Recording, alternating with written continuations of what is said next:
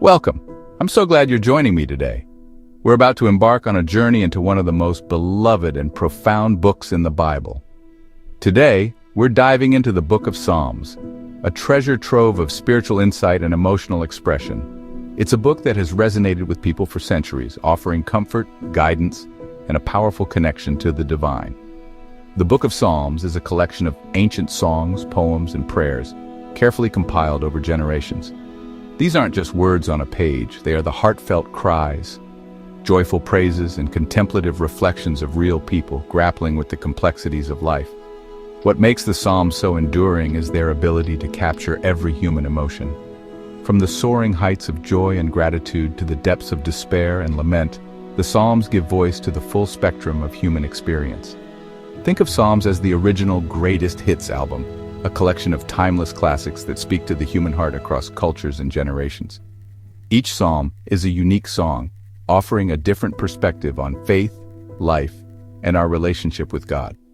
Within these pages, you'll find praise, pain, raw honesty, and unwavering faith. The Psalms don't shy away from the difficult questions or the messy realities of life. You'll discover wisdom, guidance, and above all, hope. A resilient hope that shines even in the darkest of times. The Psalms remind us that we are not alone in our struggles and that God is always present, offering comfort and strength.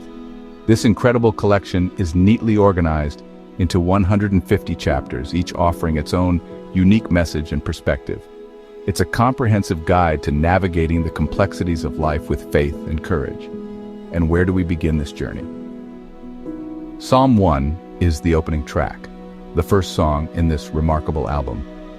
It sets the stage for the entire book, laying out a simple but profound choice, a fundamental decision that shapes the course of our lives. The psalm presents us with two distinct paths, one leading to a life of purpose, fulfillment, and lasting joy, a life deeply rooted in meaning. The other, sadly, leads to emptiness, a barren existence devoid of true satisfaction. It's important to understand that this isn't about complicated theology or abstract concepts. It's about real-life choices and their very real consequences.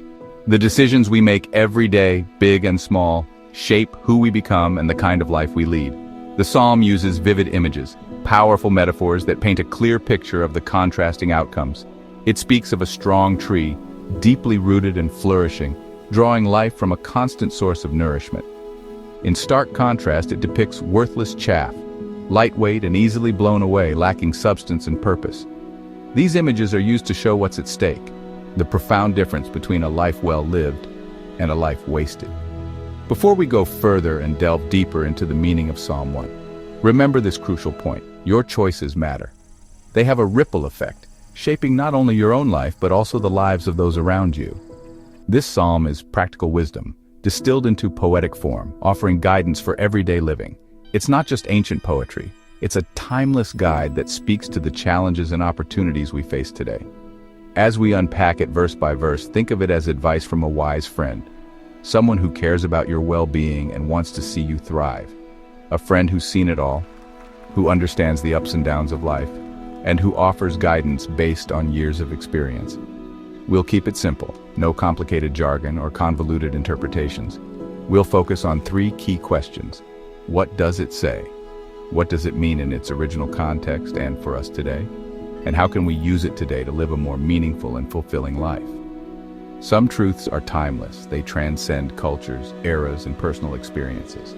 This is certainly the case with the impact of our choices, the way our decisions shape our destiny. And it's also true of the company we keep, the influence that our relationships have on our lives. So, let's get back to basics, to the fundamental principles that guide us toward a life of purpose and meaning.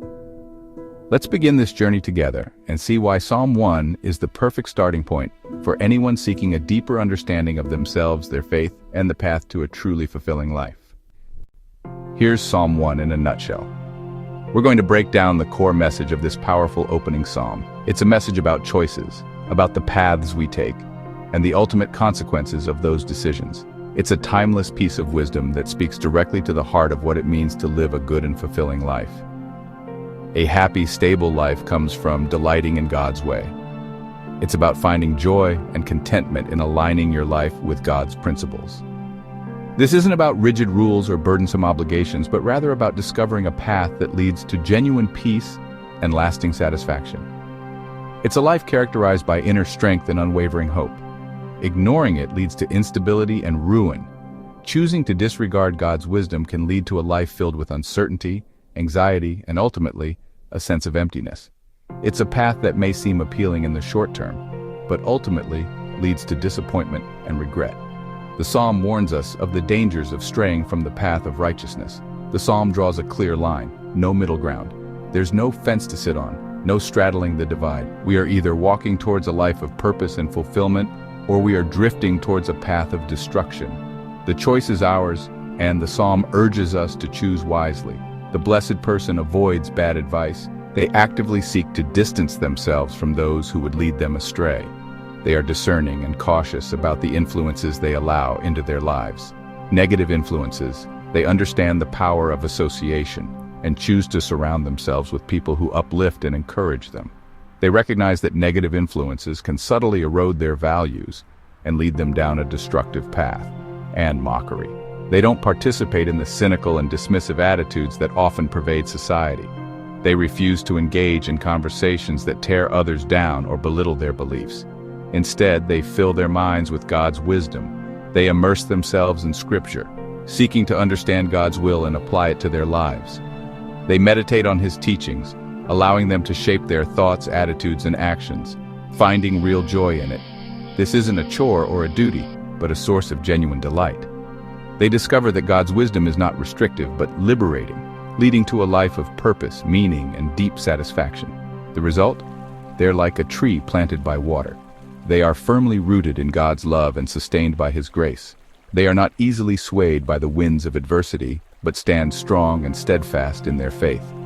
Healthy, fruitful, they flourish in every area of their lives, bearing good fruit that blesses themselves and those around them. Their lives are marked by abundance, not just in material possessions, but in love, joy, peace, and purpose. And resilient, they are able to withstand the storms of life, knowing that God is their refuge and strength. They emerge from trials stronger and more determined than ever. This isn't about wealth or fame. The psalm is not promising material riches or worldly recognition. True happiness and stability are not found in external achievements, but in an internal relationship with God. But a life that matters and weathers storms. It's about living a life of purpose, making a positive impact on the world, and standing firm in the face of adversity. It's about leaving a legacy of faith, hope, and love. The wicked, by contrast, are like chaff. They are insubstantial and easily blown away by the winds of temptation and adversity. They lack the deep roots that provide stability and strength. Rootless, weightless, they have no firm foundation upon which to build their lives.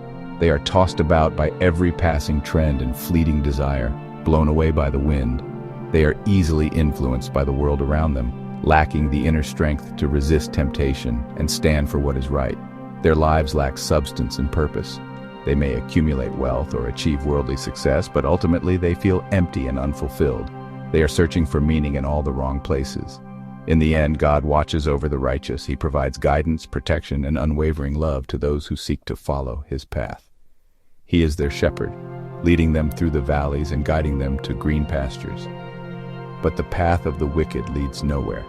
It's a dead end, a road to destruction. It offers temporary pleasure, but ultimately leads to emptiness and despair.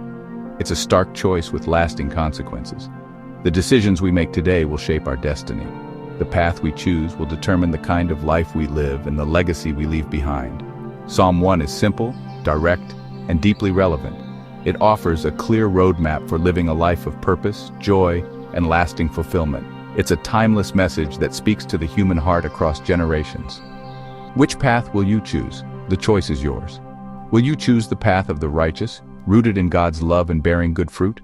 Or will you choose the path of the wicked, blown about by the winds of the world? The answer lies within you. Eyes.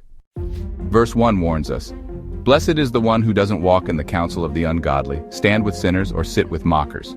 It's a downward spiral. First you listen, then you join in, then you belong. The ungodly offer advice rooted in self-interest, not truth. The blessed person is careful about whose advice they follow and whose company they keep. Standing with sinners means adopting their habits. Sitting with mockers means settling into cynicism. Each step pulls you further from what's good. The psalm urges us to avoid this slide. Don't just drift along. Be intentional about your influences. The company you keep shapes your character and your future.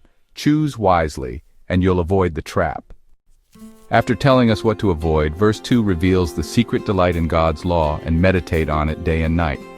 This isn't about duty. It's about genuine joy in God's wisdom. Delighting means finding pleasure in learning and living out what's right. Meditating isn't emptying your mind, it's chewing on truth, letting it shape your thoughts all day. This practice transforms you from the inside out. God's wisdom becomes your internal compass. When challenges come, you're guided by principles, not pressure. It's not a quick fix, but a daily habit. The blessed life is rooted in this ongoing connection. Delight and meditation are the foundation. That's the root system of a strong, unshakable life. Verse 3 paints the picture. The blessed person is like a tree planted by rivers of water. This tree isn't wild. It's intentionally placed where it will thrive. Its roots reach deep, drawing life from a constant source. No matter the drought, it stays green and fruitful. Fruit comes in season. Growth takes time, but it's steady and sure. Its leaves don't wither. It endures tough times with inner strength. Whatever this person does prospers, not in shallow success, but in lasting impact. This is a life that works, a life that matters. The image is clear stability, resilience, and fruitfulness come from being rooted in something greater. The world changes, but this tree stands firm. That's the promise for those who choose the right path. Be the tree, not the tumbleweed.